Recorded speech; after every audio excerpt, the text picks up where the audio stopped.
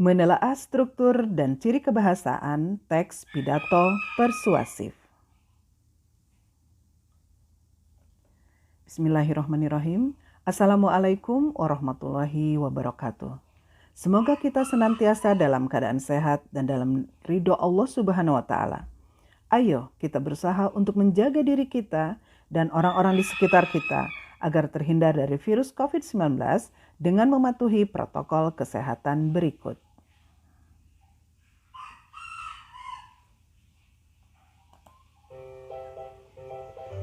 Mari jaga diri dan keluarga dari virus corona COVID-19 dengan cara 1. Cuci tangan memakai sabun sesering mungkin. 2.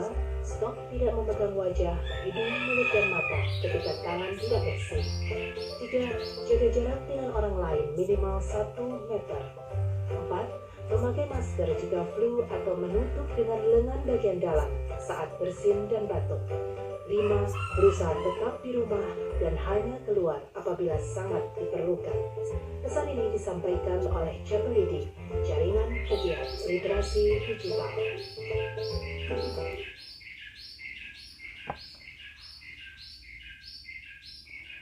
Pada pembelajaran kali ini, diharapkan kalian setelah mendengar atau membaca teks pidato persuasif dapat menelaah struktur pidato persuasif tentang permasalahan aktual yang didengar dan dibaca, serta menelaah ciri kebahasaan pidato persuasif tentang permasalahan aktual yang didengar dan dibaca.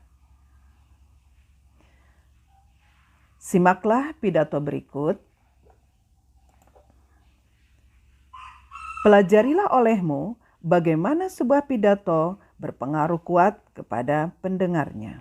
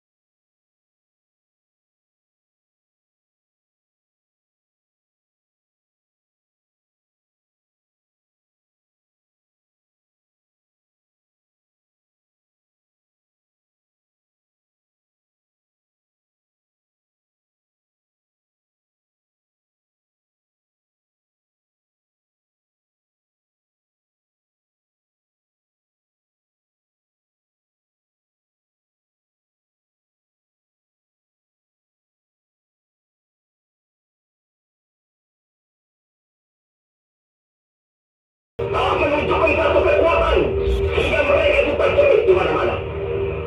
Hanya karena hati dan isi daripada mereka itu, saudara-saudara, dengan mendatangkan presiden dan pemimpin-pemimpin lainnya ke Surabaya ini, maka kita tunduk untuk memberhentikan pertempuran.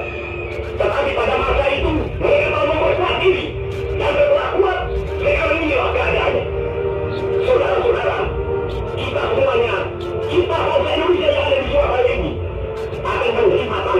Inggris itu. Dan kalau pimpinan tentara Inggris yang ada di Surabaya ingin mendengarkan jawaban rakyat Indonesia, ingin mendengarkan jawaban seluruh bangsa Indonesia yang ada di Surabaya ini, dengarkanlah ini tentara Inggris. Ini jawaban kita, ini jawaban rakyat Surabaya, ini jawaban pemuda Indonesia kepada kau sekalian. Hei tentara Inggris, kau menghendaki bahwa kita ini akan membawa bendera putih untuk takluk kepadamu. Kau menyuruh kita mengangkat tangan jati kepadamu. Kau menyuruh kita membawa senjata-senjata yang masih merampas dari bendera Jokowi untuk diserahkan kepadamu. Untuk hal itu, walaupun kita tahu bahwa kau adalah yang mengajar kita untuk menggempur kita dengan seluruh kekuatan yang ada, tetapi inilah jawaban kita. Selama banteng-banteng Indonesia masih mempunyai armah merah yang dapat menyebut tarik dan putih, merah dan putih, maka selama itu tidak akan kita mau menyerah kepada siapapun juga. Saudara-saudara rakyat Surabaya, siapa? Jangan genting. Tetapi saya peringatkan sekali lagi, jangan mulai menembak. Baru kalau kita ditembak, maka kita akan kasih kebenaran itu. Kita tunjukkan bahwa kita ini adalah benar-benar orang yang ingin merdeka. Dan untuk kita, saudara-saudara, lebih baik kita hancur dulu daripada kita merdeka. Sebelum kita serang, merdeka atau mati. Dan kita yakin, saudara-saudara, pada akhirnya, pastilah kemenangan itu akan jatuh kepada kita. Sebab Allah selalu berada di wilayah benar. Percayalah, saudara-saudara, Tuhan akan melindungi kita sekalian.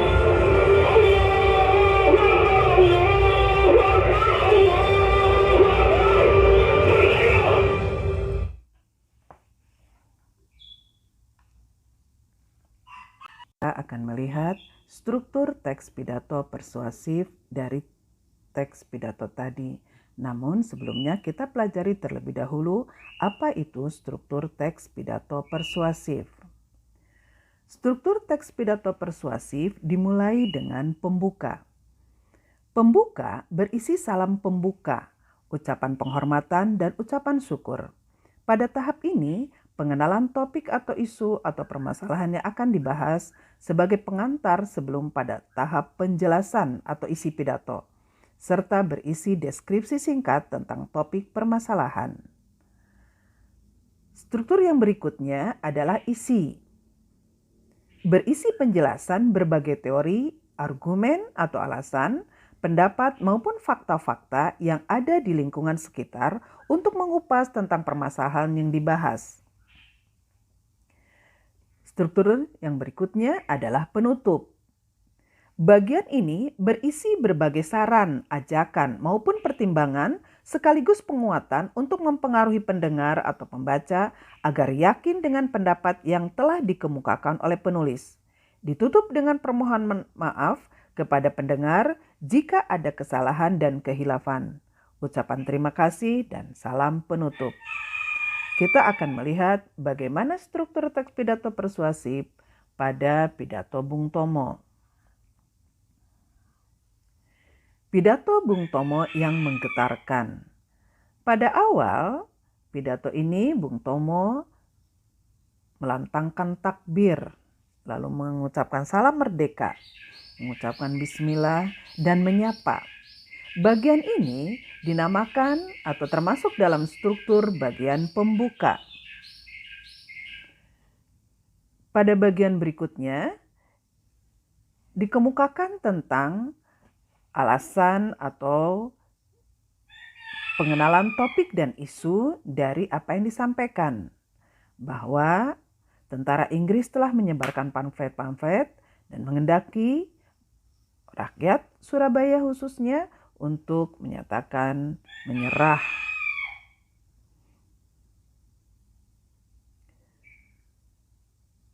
Struktur berikutnya yang disampaikan pada pidato tersebut berisi isi, atau isi pidato ini berisi fakta.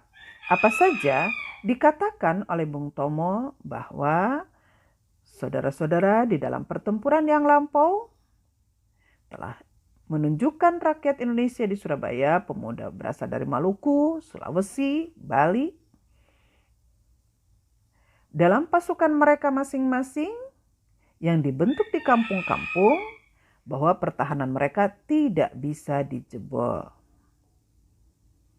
Bung Tomo menyatakan fakta yang terjadi dan ini merupakan isi pada struktur pidato. Lalu masih bagian isi dijelaskan tentang alasan atau argumentasi mengapa rakyat Surabaya menghentikan peperangan, karena adanya taktik licik dari mereka.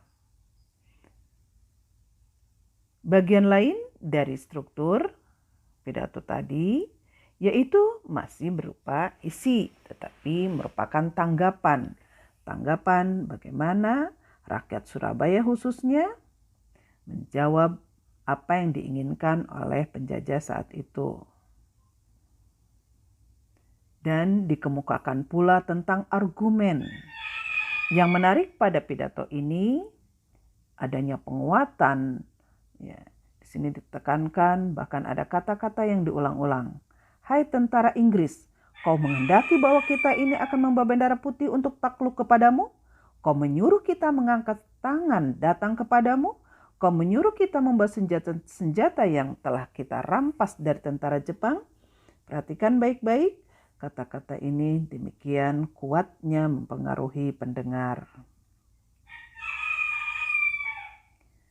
Berikutnya adalah bagian penutup, berisi penguatan dan ajakan.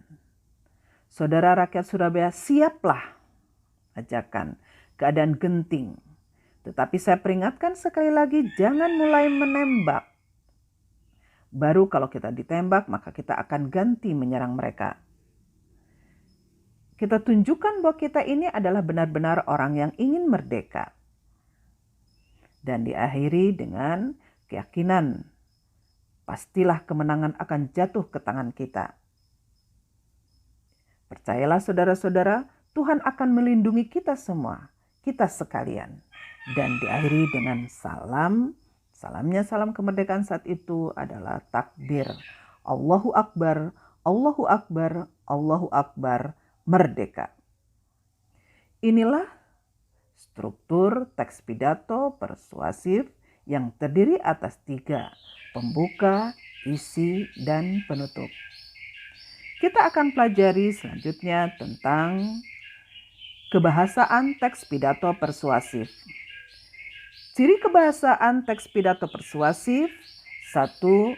Nominalisasi, 2. Bentuk pasif, 3. Kata ganti dan kata sapaan, istilah teknis, 5. Sinonim dan antonim, 6. Kata benda abstrak, 7. Kata emotif, 8. Konjungsi, dan modalitas atau kepastian. Kita perhatikan ciri kebahasaan yang pertama, nominalisasi atau pembendaan. Pada kalimat, hanya karena taktik yang licik daripada mereka itu, saudara-saudara, dengan mendatangkan presiden dan pemimpin-pemimpin lainnya ke Surabaya ini, maka kita ini tunduk untuk memberhentikan pertempuran. Tetapi pada masa itu, mereka telah memperkuat diri dan setelah kuat, sekarang inilah keadaannya. Pada kalimat tersebut ada kata pertempuran. Kata ini merupakan kata benda yang berasal dari kata dasar tempur, yang merupakan kata kerja setelah diberi imbuhan peran berubah menjadi kata benda. Inilah yang dinamakan nominalisasi. Contoh berikutnya ada pada kalimat sebanyak 14% mengalami gejala berat yaitu kesulitan bernapas dan sesak napas. Pada kalimat tersebut ada kata kesulitan yang merupakan kata benda. Kata ini berasal dari kata dasar sulit yang merupakan kata sifat dan berubah menjadi kata benda ketika dibubuhi imbuhan ke-an. Ciri kebahasaan berikutnya adalah bentuk pasif.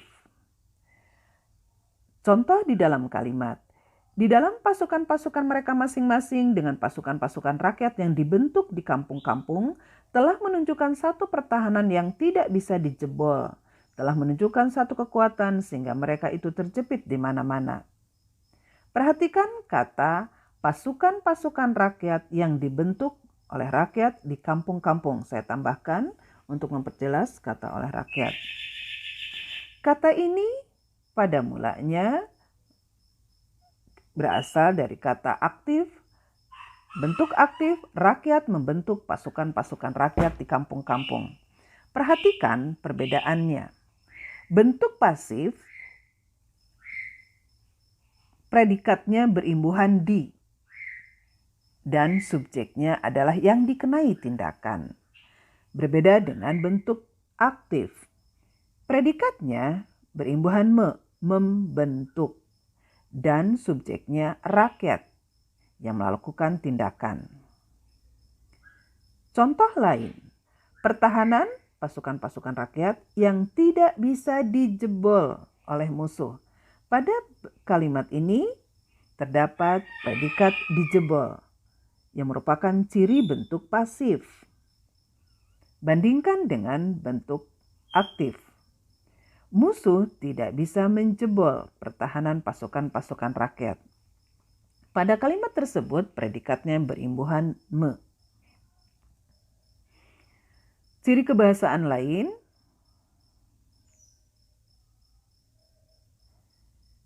yang akan saya contohkan di dalam bentuk pasif ini yaitu sesuatu hal disampaikan penulis sebelumnya yang berasal dari bentuk aktif. Sebelumnya penulis menyampaikan sesuatu hal. Perlu kiranya dilakukan oleh kita tindakan agar dapat meminimalkan resiko terpapar virus COVID-19. Ini pun adalah bentuk pasif. Perhatikan predikatnya berimbuhan di. Yang berasal dari kalimat aktif, perlu kiranya kita melakukan tindakan agar dapat meminimalkan resiko terpapar virus COVID-19. Bentuk pasif ini banyak dijumpai pada penggunaan teks pidato persuasif. Kata ganti dan kata sapaan. Mereka telah minta supaya kita datang pada mereka itu dengan mengangkat tangan. Kata mereka dan kita merupakan kata yang fungsinya menggantikan kata benda atau orang tertentu yang tidak disebut secara langsung. Kata lain dari kata ganti yang ada pada teks pidato persuasif, misalnya saya, kamu, dia, aku, hamba. Kata sapaan. Saudara-saudara penduduk kota Surabaya, Bapak Ibu yang saya hormati.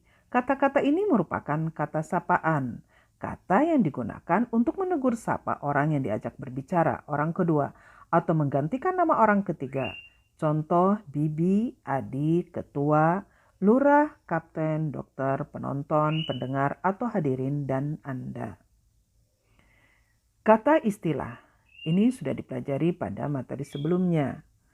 Tentara Inggris telah menyebarkan pamflet-pamflet pada masa pandemi COVID-19. Sekolah yang berada di zona hijau dan kuning telah dibolehkan untuk melakukan pembelajaran tatap muka.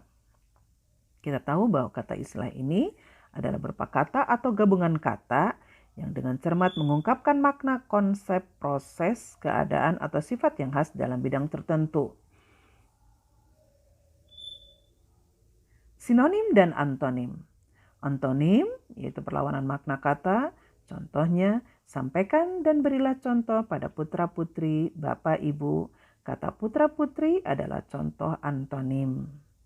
Bapak, ibu juga contoh antonim. Sinonim, persamaan, padanan makna kata. Sikap egois dan individualistis. Kata egois dan individualistis adalah kata yang memiliki padanan makna kata. Kata benda abstrak. Kata yang menyatakan nama dari sebuah benda, namun benda yang dimaksudkan tersebut merupakan benda yang tak kasat mata atau tidak dapat ditangkap oleh panca indera, seperti nama keadaan, nama pekerjaan, nama sifat, nama ukuran, dan lain. Contohnya, prinsip dikeluarkannya kebijakan. Kata kebijakan adalah kata benda abstrak. Ya, tidak bisa dipegang, tidak bisa dilihat. Prinsip dikeluarkannya kebijakan pendidikan di masa pandemi COVID-19 memprioritaskan kesehatan dan keselamatan peserta didik. Kata kebijakan, kesehatan, dan keselamatan adalah contoh kata benda abstrak. Kata emotif. Kata yang menunjukkan atau melibatkan perasaan ke arah positif. Kata-kata emotif disebut juga kosakata konotatif, nilai yang memiliki nilai rasa. Contoh, corona atau COVID-19 ini janganlah dianggap sepele. Supaya orang lebih memperhatikan, maka digunakan jangan dianggap sepele.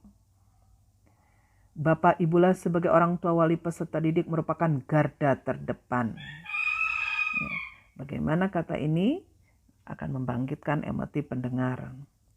Pertahanan pasukan-pasukan rakyat yang tidak bisa dijebol oleh musuh.